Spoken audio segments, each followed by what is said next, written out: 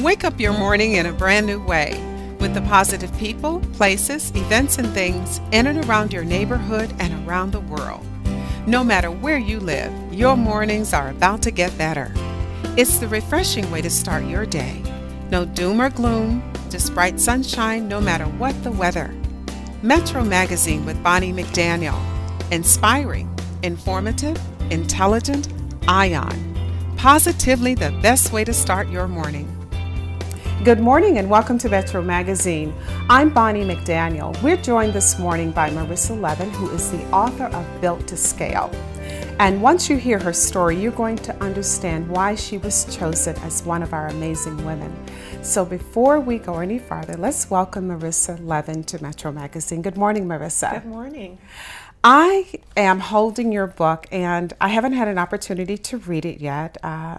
You brought me a copy, and I'm looking forward to delving into. I do know that the first time I saw it, I met you at an event probably 2 years ago, and I looked at the line of women who were online waiting to purchase this book, and I never was able to get back on. And so I'm very interested in knowing, what is it that makes you amazing? Well, that's a hard question. I don't really see myself as amazing. I just see myself as a woman who is striving to live her best life every day, whether that's physically, emotionally, spiritually, intellectually, professionally, serving others. I just try and bring 100% to the table. And it's interesting that you say that, because I remember the thing that really led me to create this series was due to an event that happened in my life. I was actually invited to join women at a birthday party for someone, and we were sitting around talking about what women normally talk about. And I posed the question, why are you amazing? And the thing that was very interesting was, first of all, the women who were around the table were very, very accomplished, like yourself. The second thing was the difficulty they had in stating what was it about them that made them amazing. So we're going to talk about your life, talk about the things that you've done, and I think by the end of the conversation, you're going to see why I think you're amazing, and so are the viewers going to understand why you are. So Marissa, let's talk about your life. Did you grow up in the Northern Virginia? Where did you grow up? Baltimore. I'm a Baltimore girl. Okay. So talk to me about your growing up. What was it like? Talk about, your school and all of that. Tell me a little bit about yourself. So I really had, up until 12 or 13, I had an ideal childhood. Okay. What do you mean by ideal? I had a great neighborhood. I had tons of friends and kids in my neighborhood, always outside, playing kick the can or capture the flag or running bases. Had an amazing group of friends growing up that actually stayed with me until 9th grade, when then I had to change districts and went to a separate high school because we moved. But my childhood, it was just very predictable. It was what I would consider very average, just lots of friends, a lot of stability and consistency. Went to summer camp every summer, day camp. Very involved from a spiritual perspective. We're Jewish, and our family was extremely involved in our synagogue. So Judaism and spirituality has always been a central tenet of our life. And just, a low drama childhood. Now, you talk about the fact that you're the youngest of three. You have two older brothers. Yep. So you're a girl growing up around guys. Talk to me about that. What was that relationship? Was the dynamic between you and your brothers? Well, and it's interesting. Let me put out that I also have two sons now. Okay. So I have two older brothers and I have two sons. Okay. So apparently that was just destined for me to have those very important relationships with men throughout my entire life. My brothers are 6 and 8 years older than I am. They are phenomenal men. I feel very blessed, and I tell them this all the time, that I have them in our lives to be role models for my sons. Okay. They are extraordinarily giving, compassionate, they're family oriented. My brother, who is 8 years older than I am, is a doctor in Baltimore, and the one who is 6 years older than I am is an attorney in the DC area. Okay. Just the highest caliber of quality and commitment the values in which we were raised. There's something tremendously special about you in particular, and I realized that when I saw you speak at a recent TED event, and you were talking about women and the importance of them being on the boardroom. But before we get there, let's go back to your childhood, because I promise you there's some things that happen that really made you stop, and that's the layering that's happened throughout your life to make you to be able to do what you're doing now. So let's talk about your brothers and your relationship with your brothers. Are there any moments that you can recall where you, in reflecting now, you says, that's what that meant? From when I was a child, if there was someone giving me a hard time in the neighborhood, they just stepped up. They were 6 and 8 years older, and they just were there for me. It was just something that, this constant presence, and having them there, I kind of, I guess, took it for granted. I would say that I would always in my life assume that I could fall back on them. To this day, no matter what, I know that they would always step up and be there for me. What has that experience, because we bring to the table our experiences that helps to form and shape our character and how we interact with other people. I said to someone in a workshop I was doing recently, I said, our relationships with our parents, with our siblings when we were growing up, it's basically preparation for the relationships that we're going to have later in life.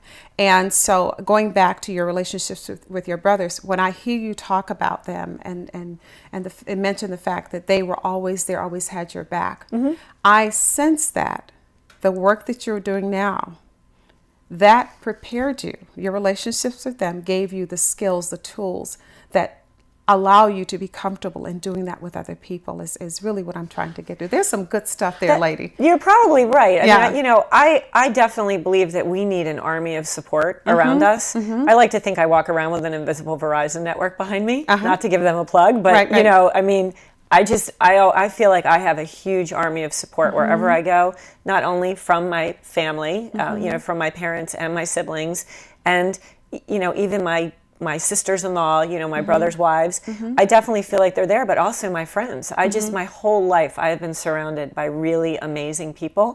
And I don't think that that's an accident. I really value and treasure connections and relationships. And that to me is what, that's the most beautiful thing in life, is connecting with others on a really deep level. Okay, so if we can put a sticky note on your relationships with your brothers growing up, that you learn, number one, support, how important it is to be supportive of one another. Is there anything else that happened as you were growing up to make you say, that's what that meant? Well, so the contradiction in all of that is that things fell apart when I was 12 and my parents got divorced. Okay. So talk about that and the impact that it had on you. How did that change? So that's a great question, because what I'm going to tell you right now is that my parents' divorce was the best gift that they ever gave me, because I vowed not to put my own kids through it, no matter what. That was just something, honestly, it was a horrific experience. And to this day, it continues to bring anxiety. Even being a 46-year-old woman, it still continues to bring anxiety. And I've talked to lots of friends who are going through divorce, who have gone through divorce, about what you can and what you can't live with. And for my personal experience, it just has always been a continuous stress, a point of stress in my life. So if women who are looking at this are going through a divorce, contemplating going through a divorce, have gone through, is there anything in particular that you learned that has helped you to be able to cope with that stress when it's introduced to you? In fact, I have friends who have gone through divorce, and I have seen the divorces be very amicable. And I'm not saying that if you're not happy that you should stay married. Okay, I'm talking about that when you have children, school-age children. Okay, to quote a friend of mine who has gone through a divorce, you don't recognize the collateral damage until after you've gone through it. Okay. You mean on the children or on everyone concerned? On the children. And I was one of those children. And, to this day, I still live from the collateral damage. So if I were to, I do give advice to friends who have gone through divorce. And what I would say is that when someone goes through a divorce, they think, okay, the paperwork is signed and I'm divorced. And like anything in our life, there really is no end point. Every end point of something is the beginning of something else, right? And so when that divorce has happened, and I'm only speaking at it, from the perspective of a child whose parents have gone through it, when that divorce has happened and concluded, it just has opened up a new world of reality. And you bring up a very interesting point, and I think this is a very, very important discussion to have, because a lot of professional women, the divorce rate is very, very high. It is so high, very, and I very do high. want to talk to you about that, because I haven't gone out and done my research, but from my network and what I've observed, and when I say network, I mean national network, and from what I've observed, and I'm going to say something that is controversial, that honestly, if a man would say it, he probably would get slapped, okay? High achieving women and women business owners are very hard to live with. We just are. You know what? We're high maintenance. And if a man said that, really? And right? It's interesting, because I say to people all the time, and I am a very, very, very fortunate woman, and I know that. When you're an entrepreneur, you have a totally different brain. Totally different brain. And to have someone who can live through you with the ups and the downs, the mood swings, everything is great today and tomorrow it's like your world is falling apart. People don't understand that you pay a dear price. And I say all the time how fortunate I am, because I have a husband who has lived through it all with me, and the fact that he's still here. If you're out there listening, honey, thank you, because I know you're absolutely right. We're not easy. But it's more than that. It's also that when you have a powerful woman who is out there in the media, who lives at a different level of wanting more, expecting more, giving more, doing more, striving more, we live at that higher level of more, okay? Right. But the societal impact, and I've had so many conversations with other women about this, we are going against society's rules, okay? And I think that women, professional women who have made these great strides in the workforce, it's great for women on a certain level. But it's going to be interesting to see how it shakes out in the family dynamic, because I think it takes a really, really strong man to be married to a strong woman. And it's interesting that you bring this up, and I'm going to plug a book that came out, but someone who I think is really making a huge impact, Sheryl Sandberg, because she mentioned in her book that women should be mindful, professional women especially, should be mindful of the partners they choose. Right. And she got a lot of flack for saying that, because people took it as her saying that you need to go out and be very systematic in choosing a partner. And it wasn't so much that as it was making sure the dynamic worked, because a lot of men can't deal with women who are like us. For a lot of reasons, and so you really do need to be mindful, especially when you're introducing children into the mix. But go ahead. So, yeah, and I'll come back to that in a second. But here's the thing about being a woman business owner. So Napoleon Hill, I'm a big Napoleon Hill fan. Okay. One of his premises was, behind every successful man, in his 40s or 50s, is a woman who basically is keeping everything together at home, okay? That these men have the women who are behind them. And the only reason that they're able to be so successful and be so driven and be so focused on building their empires is because they have a woman at home managing everything. Well, guess what? Women business owners, we don't have a wife. Like,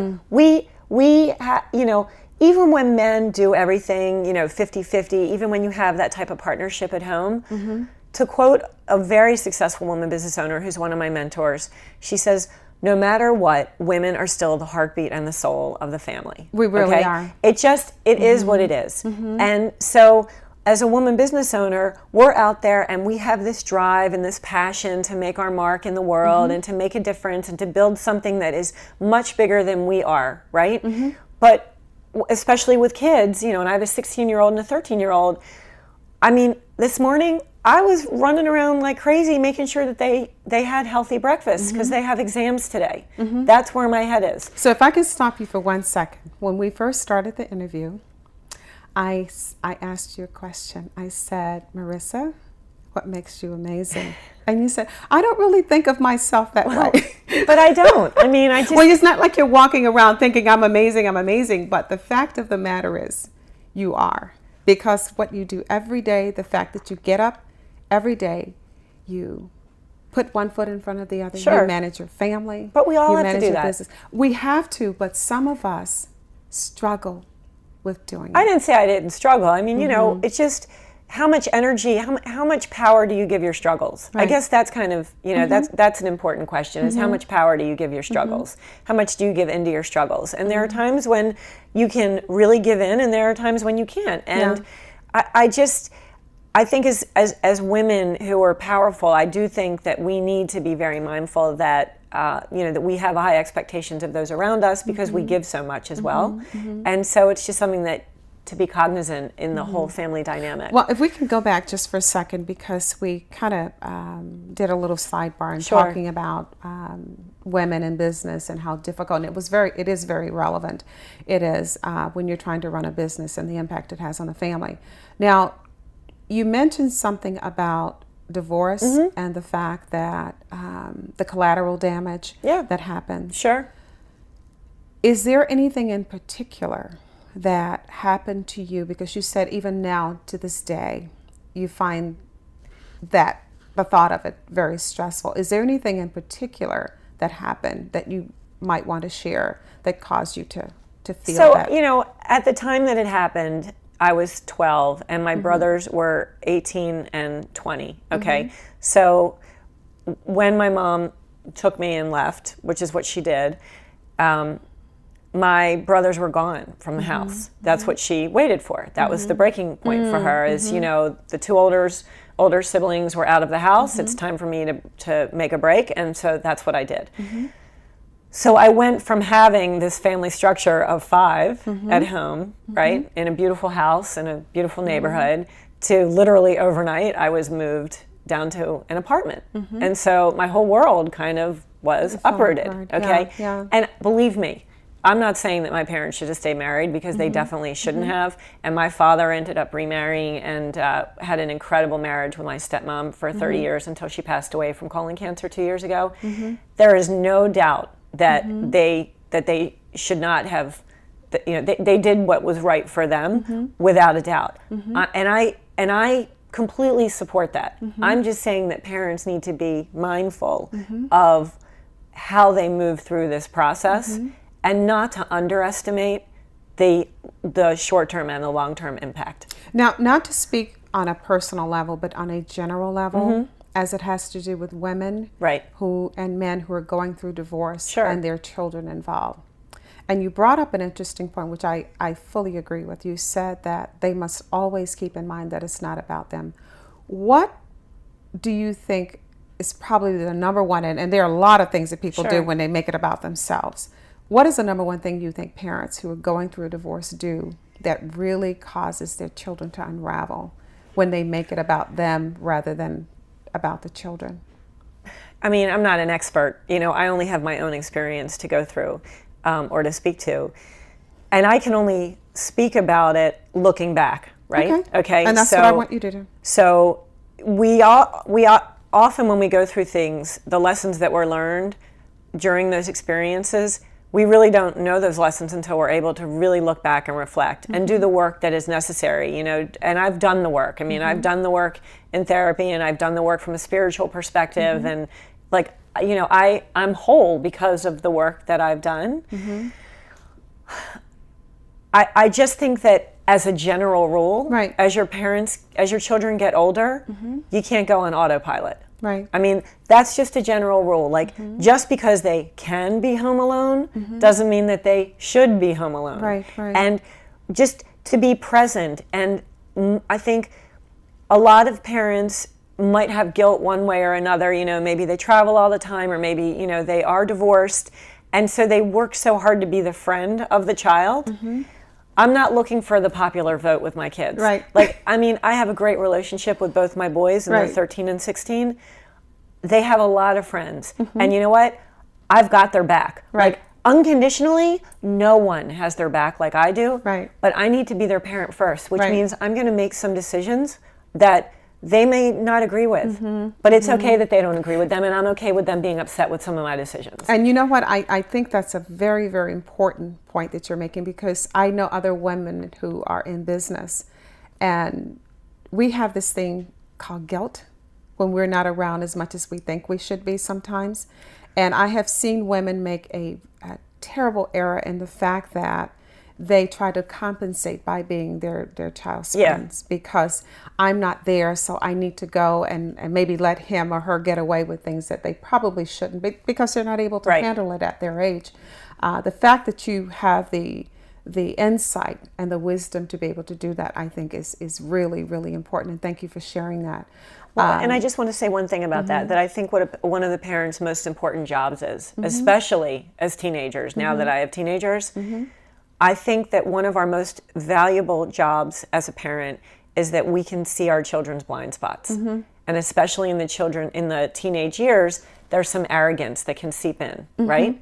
So it's more important than ever for us to be able to look for those blind spots and to point them out in a constructive manner, not a criticizing manner, but in a constructive manner, and to explain why they may have these blind spots and how they can move past them, and really coach them on becoming their best person and teaching them how to own their outcome. My 16-year-old just gave a TED Talk, actually. I remember you mentioned that to me. He gave a TED Talk for TED Youth, and he talked about the correlation between ambition and destiny. And listening to him up on that stage, talking about the importance of owning your outcome, and that you can choose to be a victor or a victim of your circumstance, I said to myself, you know what, something got through, because my kids don't blame anyone for their circumstances, positive or negative, right? And that's a very important lesson to get through to our kids, that they have to own their outcomes. How did you learn that? Because you obviously taught that to him, you and his father. What was the lesson you learned? How did you learn that lesson so that you could give it to him? Well, you know, I think, again, it gets back to I've overcome a lot of adversity. I mean, I'm a melanoma survivor. I'm 6 years clean. I had a brush with breast cancer. I had 2 lumpectomies 5 years ago, and you know, all clean from that. We've had our fair share of sadness in our extended family, and just some other things that have happened on a personal level that I just believe, and from a lot, I read voraciously. I read all the time. I mean, I'm just constantly soaking up literature. Who's your favorite? And you mentioned someone earlier, and his name just went out of my head. Napoleon Hill. Yeah.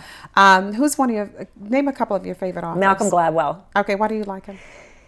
He's a brilliant philosopher. He sheds light and insights on how we evolve as people in ways that I think most of us don't even think about. And so he's just constantly amazing me. I mean, I met him when I attended the World Business Forum up in New York a couple years ago, where Bill Clinton was speaking, and Jack Welch and Tamara Erickson and a couple other really big name speakers. And I had an opportunity to be in a closed session with Malcolm Gladwell. And for me, this is going to sound kind of geeky, but it was like a kid going to Disney World and getting their picture taken with the characters. I was over the moon that I got my picture taken with Malcolm Gladwell, because he's brilliant. And he not only is brilliant, but he shares that brilliance with the world so that we all become a little bit smarter. And so I'm definitely a huge Malcolm Gladwell fan. I do a lot of meditative practice, a lot of Buddhism practice. So I rely a lot on my different journals from different Buddhist leaders. I'm just constantly reading and learning and growing. Do you have a favorite female author? I really like Caroline Adams Miller, who wrote Creating Your Best Life. So she's local, actually, in the DC area. What other female authors? I think that's probably my favorite. And why do you like her? I subscribe to a lot of her philosophies in terms of happiness. I believe that she's done a lot of research on the neurological side of happiness. And I really believe that the choices that we make, the people that we surround ourselves with, the people that we choose to share information with, they directly correlate to our level of happiness. I mean, there's a lot that goes on in the brain from a neuroscience perspective that certain, chemicals and hormones are triggered based on how we interact with other people. And there's just so much that we can do in terms of selecting who we are with, selecting the communities that we're a part of. There's a lot that we can do to own our happiness outcome. And I think that most people out there do not do all they can do to own their level of happiness.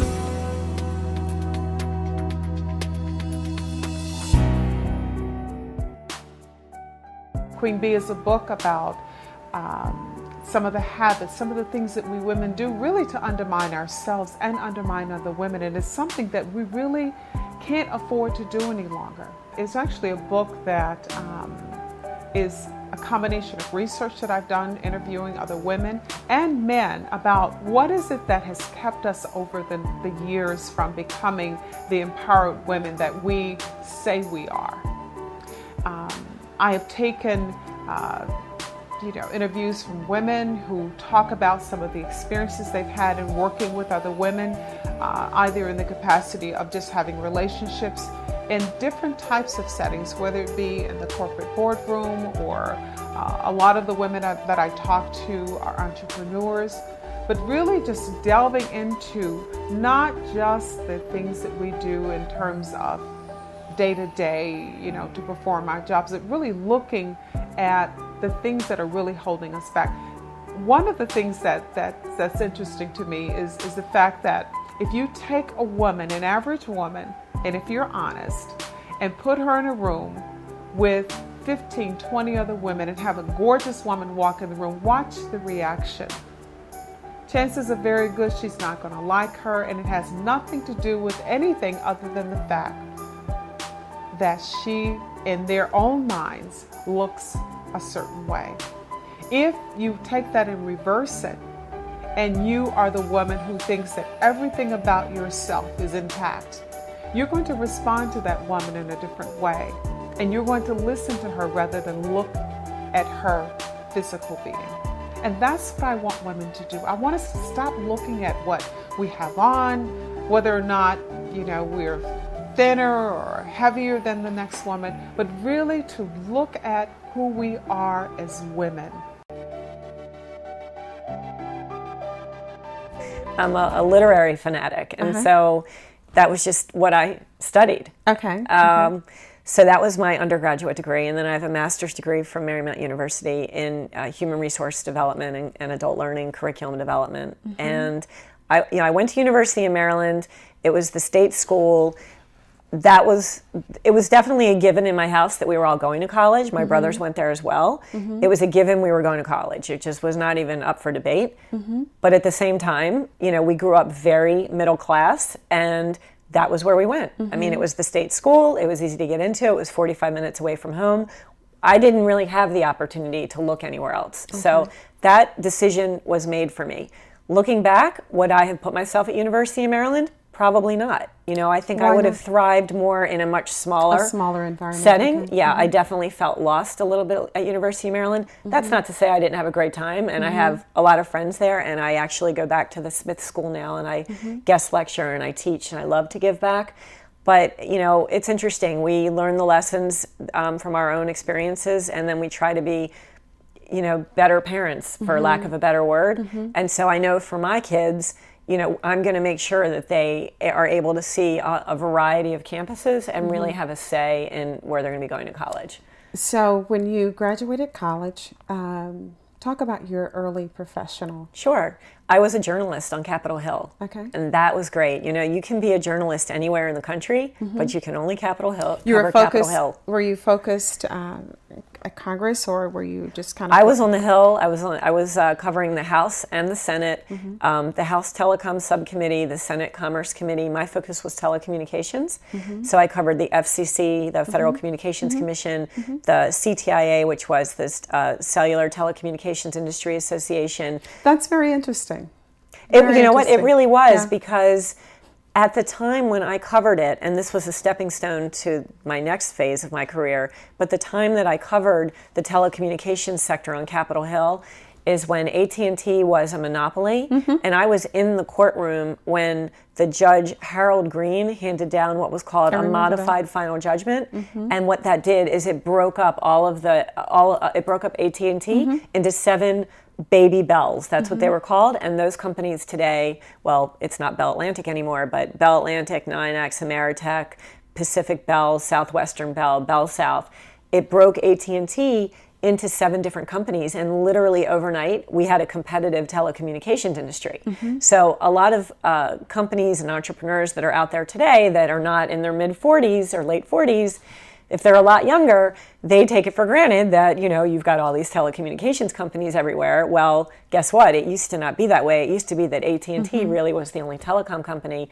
And so I was able to witness the technology explosion of the industry, the competitive explosion of the industry. And so my expertise in the regulatory side of it, the technology side of it, who the players were, became very valuable. And then I was hired by a consulting firm that created its business by developing sales training programs for all of these new telecom companies, because none of these people knew how to sell, right? They didn't know how to go into a competitive market. Right. So I was... they've been pretty much coddled. Right. Before, I mean, there was no competition. Right. So all of a sudden, you've got 7 new companies with hundreds of people. These salespeople don't know how to sell against another company.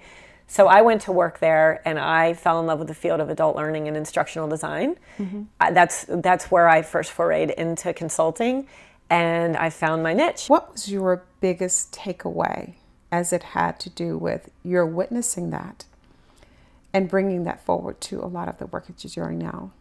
Well, I was so young. I mean, I was sitting there, you know, I was on the Hill with our senators and congressmen, you know, like they were who I was hanging out with on a daily basis. I mean, just to be in that experience, to walk into the Senate every single day, to walk up those steps, and this is long before there was intense security, right? Just to be able to walk in and be part of that entire culture. As a young culture. person, what is it that went through your mind as it had to do with your professional I thought I was living the dream. I mean, I was writing, I was down in DC, I was, you know, I didn't have a care in the world. I just was really, really happy to be doing what I was doing.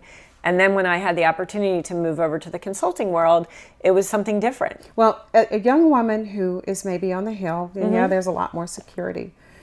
You are now looking back at that experience. Is there something that you wish you should have done, could have done, that could have really made it even better for you? Things you should have been paying attention to, perhaps, that you missed? I don't think so. I mean, I was working for a great company that had a really good organizational support system, Capital Publications. I had mentors around me. I had friends at work.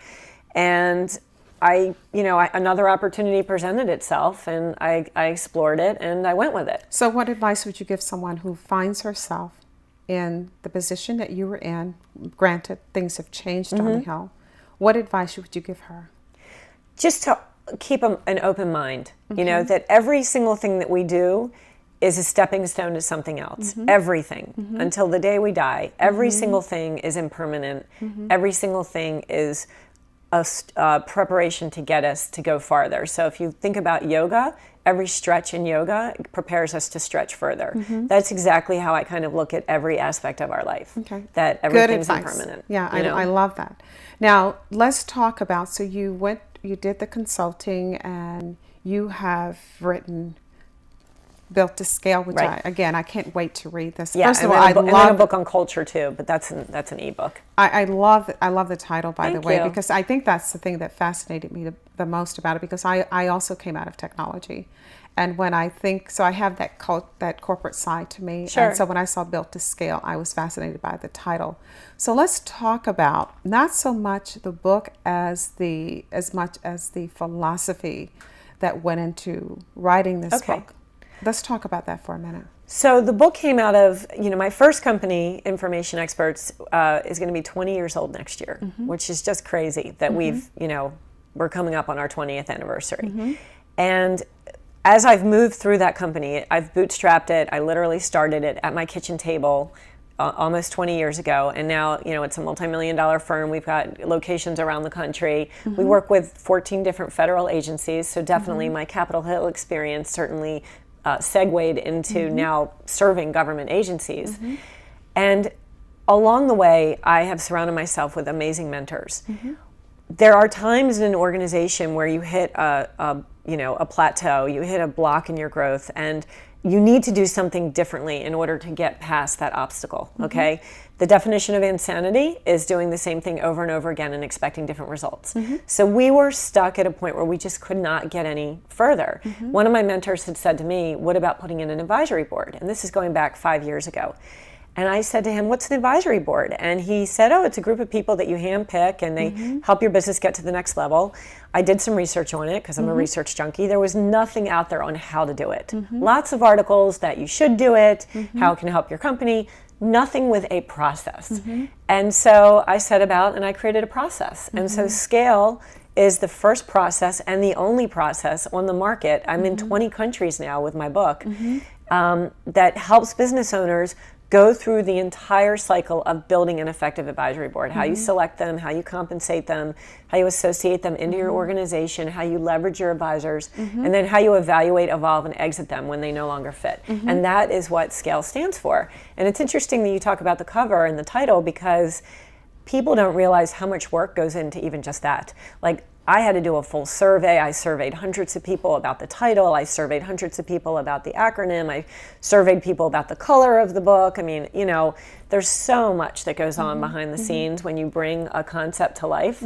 And, it was a journey. It was something that that's my first of 9 books. I've got 8 more in my head. So, and it's interesting because we were talking before we came on the air. We were talking about what was it I wanted you to share with the viewers and why. And I mentioned the fact that one of the things that I want young women, since this is an Amazing Women series, not that men can't get something from this as well, but one of the critical takeaways I want young women to get is the fact that it is a process.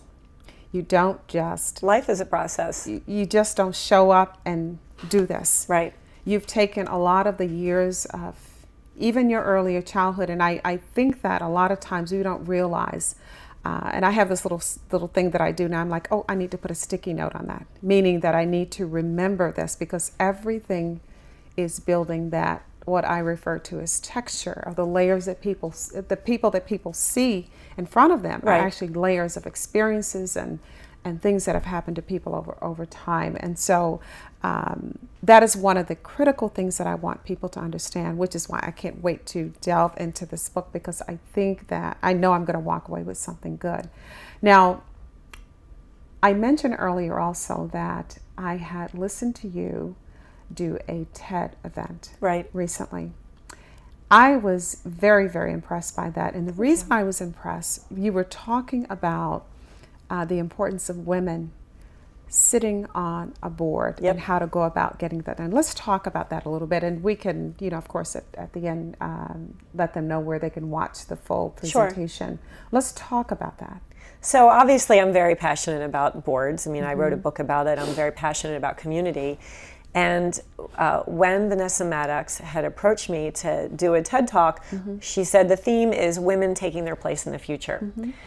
And it was just like a spark. It just seemed completely natural that I looked at her and I said, well, women taking their place in the boardroom. It just literally rolled right off my tongue. It just seemed to be so natural that that's what I really should be talking about. And so, American Express, I think, just put their first woman on their board, a token woman, all right, which, by the way, is basically ineffective. You need 2 or more in order for a woman to really impact change on a corporate board. So good for them for taking that first step. A good sticky note, by the way, 2 or more in order to make impact. 2 or more. So the time is definitely coming. I mean, women in the next decade are going to control 2/3 of the buying power in the entire country, okay? We are making the majority of the decisions. Shouldn't we have a place at the board table to help drive their strategies? Shouldn't our voice be part of their decision-making process? We're the ones who are driving their stock up. We should be at the table. We're their customers. Something very interesting, because I sat on my first board probably, I want to say 10 or 11 years ago. And the reason I got there was because of another woman. There you go. And I bring that up because even though I am on a board, you're on a board, I want women out there who have the benefit of serving on a board to understand the importance of inviting or recommending another woman to be alongside you, because otherwise you're sitting there and you're basically wasting time if you're trying to get certain ideas or thoughts through to the decisions that are being made. And I remember, and I'll say her name because if you're out there watching, Cheryl Barnes, I really thank her tremendously, because she came to me and she says, I think you would be an excellent member for this particular board. And it was a private school. That was the very first one that I sat on here in Northern Virginia, that I sat on the board. And when I got there, I began to understand and recognize the power, the influence that one can have when you sit on a board. For me, it was on the lives of the children. It was on the decisions that were being made from my standpoint for African American children who were very much in the minority at this school. But I realized the influence from there. And from that point, I've sat on other boards, and I'm sitting on one currently because I don't have the time to commit. But continue with what you were saying. I think we do have a responsibility to society to serve on as many boards as we possibly can that we feel comfortable with. Now, the boardroom has changed. It used to be that the people who were coming into the boards 10 years ago, and this comes from Women in the Boardroom. I'm very involved with Women in the Boardroom, which is a New York-based nonprofit run by a woman named Sheila Ronning. And you brought that up during the... Their whole mission, Women in the Boardroom, is to make sure that women are equipped with the knowledge and the confidence and the network to serve on boards. 10 years ago, really, board members, what they really needed was they needed strong financial understanding. They needed a strong financial background or investment background. That's not the case anymore. The boardroom requires different skill sets, and a lot of those skill sets now align to women's strengths, not just their skill sets, but their strengths. There's need for marketing, communications, social media, e-commerce, organizational culture. These are areas where women thrive, and their voices need to be heard. So, some of the statistics I gave is that 60% of all the jobs at Silicon Valley last year, 60% of 60,000 jobs went to women. In Silicon Valley, we're talking the technology hub of the world, right? 60% of 60,000 jobs went to women. That's incredible, right? More than half of the college graduates last year were women. There are now 70 million women in the workforce. Now, we not have only gained all of the jobs back that we lost in the recession, we have surpassed that. So how can we not have a seat at the table for all of the large corporations that are out there when we are the major buyers, the major decision makers for all of the major purchases?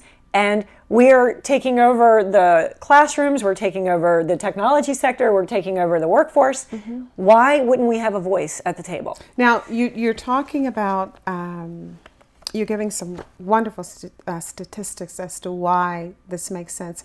If there are men out there who are watching, because we exist in a world with men who are... They're important. Sure. You have two sons, so two sons, two brothers. Yeah. Exactly. So they are a critical part of this equation. What 3 things would you give as far as importance to men who are decision makers as to why women are a good bet for them?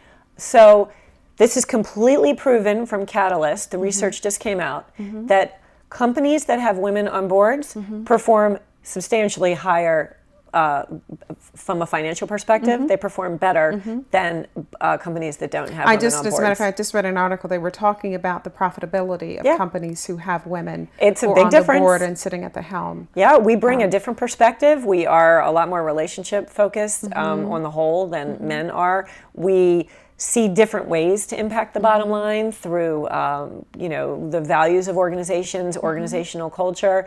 And so our voice is very important in that boardroom. But yeah, we directly impact the top line and the bottom line when we are sitting in the boardroom. The other thing is that companies today inside are much more diverse, right? They're culturally diverse, they're gender diverse. Your board has to be reflective of your organization. And your customer base is also more diverse. So your board has to be reflective of your customer base. Now, if you're planning on having an all-white male company with all white male employees, then maybe you should have an all-white male board. If you're planning only serving all white males in the market, then you should have an all white male board. You have just made an interesting point. I don't know any companies who are doing that. Right. That is too funny. Wow, I really, really love this conversation. Very, very intriguing. And I want to talk about, where do you see things going in the future? We reach this point of, the boards are reflective of the business environment as they should be. Do you see the relationship dynamic between men and women in the business culture? How do you see that changing? I think it's shifting as we speak. My second company, Successful Culture, I do coaching. I do CEO to CEO coaching. That's what I focus on, is making sure that CEOs are equipped with everything that they need to be able to move their businesses to the next level. And one of the things that does come up constantly in my sessions is organizational culture, how they relate to other members of their executive team, the male and female dynamic. Women are going to continue to rise. The other thing that I want to point out, one of my very favorite TED Talks is by Jane Fonda. It's her third act, Life's Third Act TED Talk. Have you seen that? I saw clips of it. Okay. I haven't sat down and watched it. You need to watch the whole thing. It's extraordinary. What she talks about is that women today are living an average of 35 years longer than our grandparents.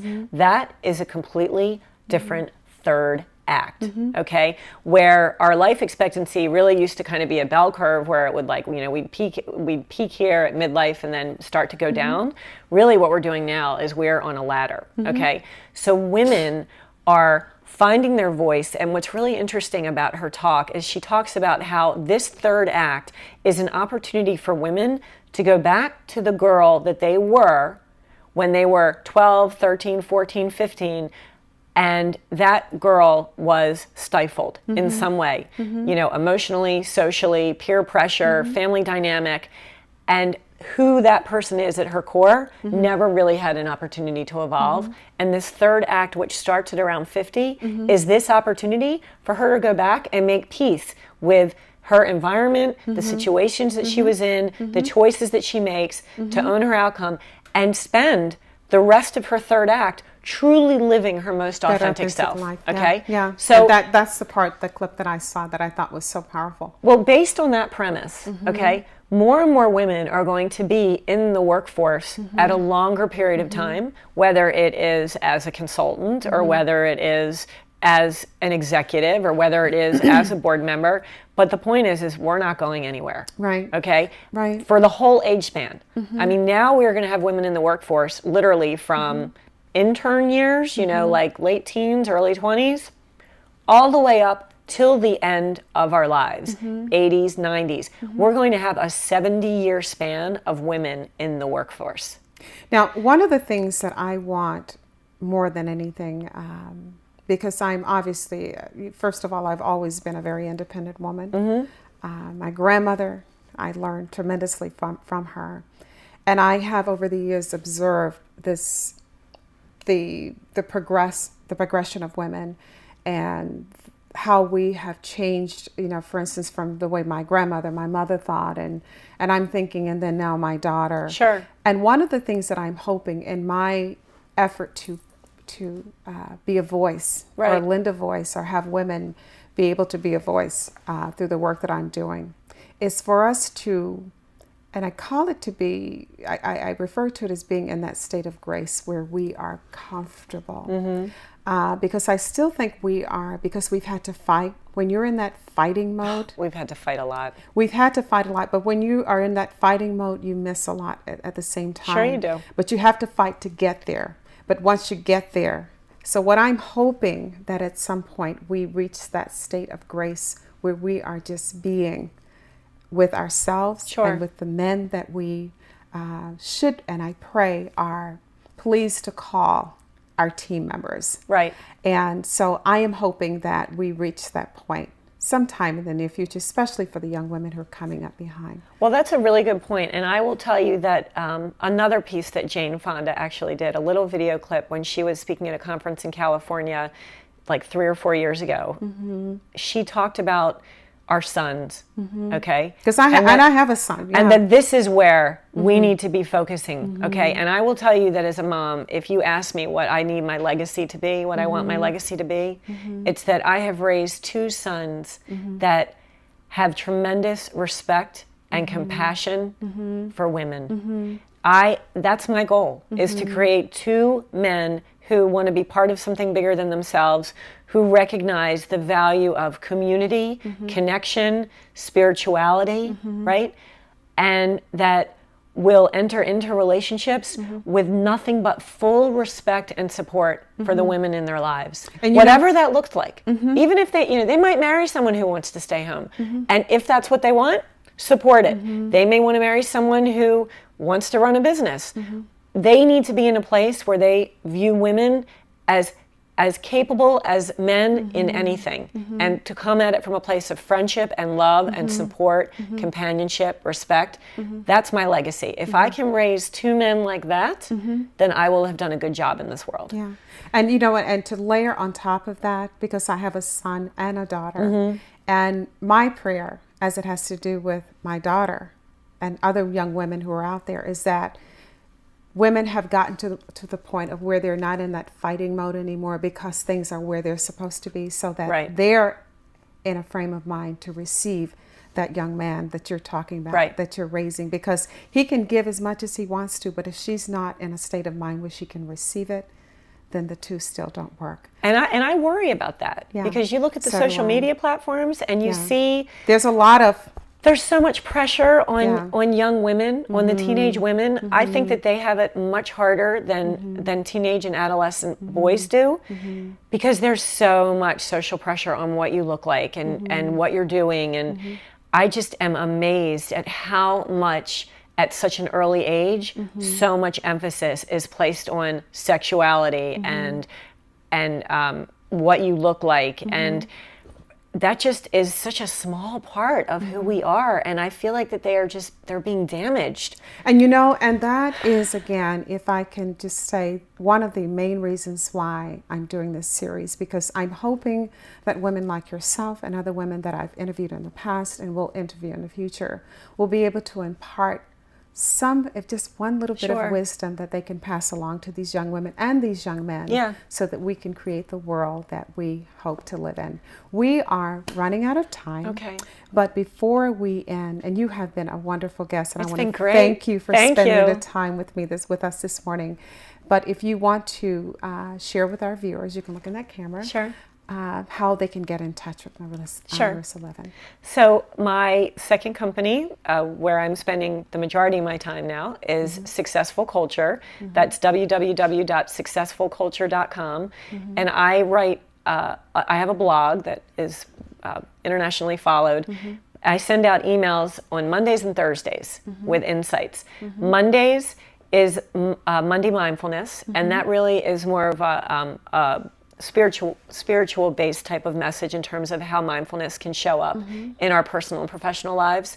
Thursday is leadership strategies. So I kind of cover both bases. Would love for you to subscribe. I'm also on Twitter at Marissa Levin, and then I'm on LinkedIn for Marissa Levin, and I love to expand my LinkedIn network. So anything I can do to help any of your viewers, I want them to reach out, and I wish them the best. Well, we do have I was just my production team in the background just told me we have a little bit of time, so I want to talk about, you said your Mondays and your Thursdays you have messages that go out there. So if you could expand a little bit on Sure. the Monday. So Monday is Monday Mindfulness, and part of my overall holistic coaching strategy is I believe that in order for leaders to be their most effective, to build the best companies, they need to be whole, holistically. They need to take care of what I call the 4 food groups, which is their mind, their body, their heart, and their spirit. Okay?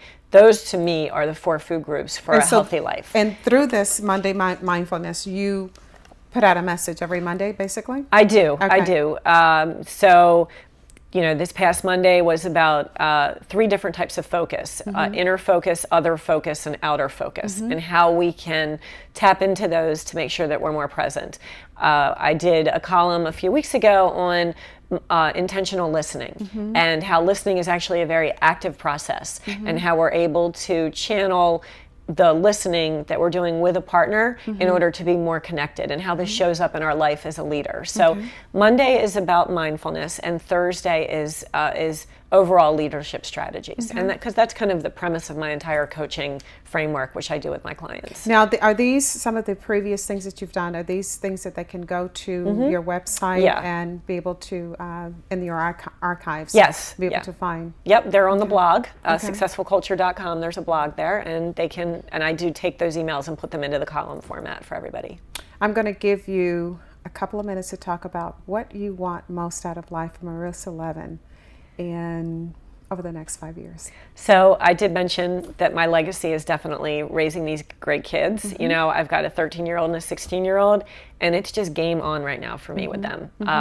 This is their most, really between 13 and 16, I think, is the most malleable time in terms of how we can shape them.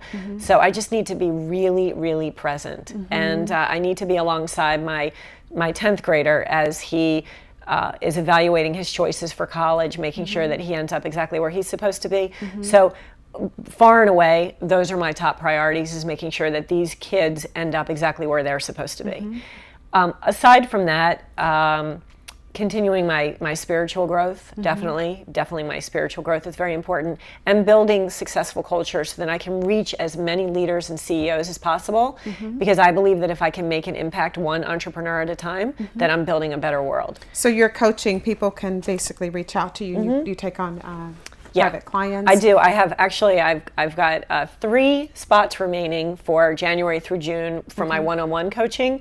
Other than that, the rest of them are full, but I do have 3 spots remaining between now and I'd like to get those filled. That will be for my 6-month engagement, and then in June some of the additional spots will open up, but right now I've got 3 spots remaining. So I love working one-on-one with the CEOs, and to see the transformation that these people go through based on our work that is driven by accountability and goal setting and time management, with a focus on the overall holistic wellness. It's been incredible to see the transformation. Wonderful. Yeah. You heard it here, and I would encourage you to pick up this book. I'm very honest with you guys. I haven't read it yet, but I know a lot of women who have. I will also add that Marissa does a lot of public speaking, so if you'd like to engage her to come and talk to your organization on a number of different topics, I've heard her speak, and she is all of that. Thank you. Marissa, this has been wonderful. It's been great. Thank you so much for coming. And if you're out there and you think you're an amazing woman, or if you know someone who is, we would love to hear from you. You can always reach out to us, Metro Magazine with Bonnie McDaniel. And we're all done with this segment, and we will see you on the flip side. Have a wonderful week. Thank you for watching.